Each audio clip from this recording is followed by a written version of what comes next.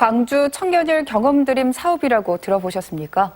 미취업 청년들에겐 실무 경험 기회를 주고 사업주에겐 인건비 등을 지원해주면서 기업에 적합한 인재를 찾게 해주는 사업인데요. 시행 3년차에 접어들면서 성과와 함께 개선해야 할 점도 나타나고 있습니다. 송정근 기자입니다.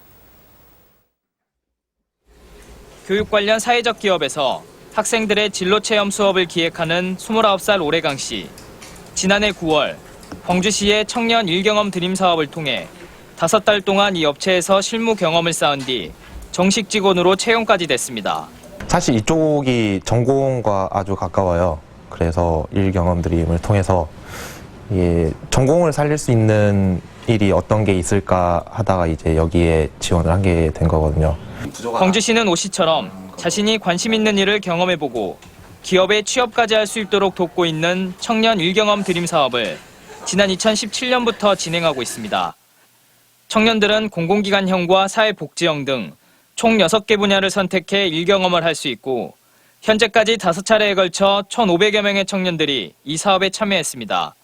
사업에 참여한 청년 가운데 10명 중 3명이 채용으로 이어졌고 이 3명 가운데 2명은 정규직으로 채용됐습니다. 기업들은 5달 동안 청년과 일해보면서 기업에 적합한 인재인지를 평가하고 그 기간 동안 인건비의 90%를 광주시로부터 지원받을 수 있습니다.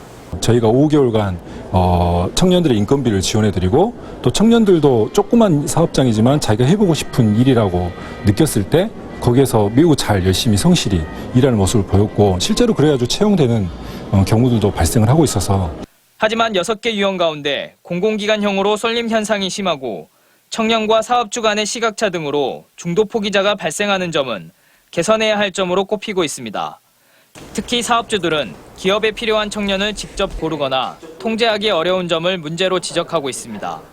매칭을 이제 일방적으로 시키고요.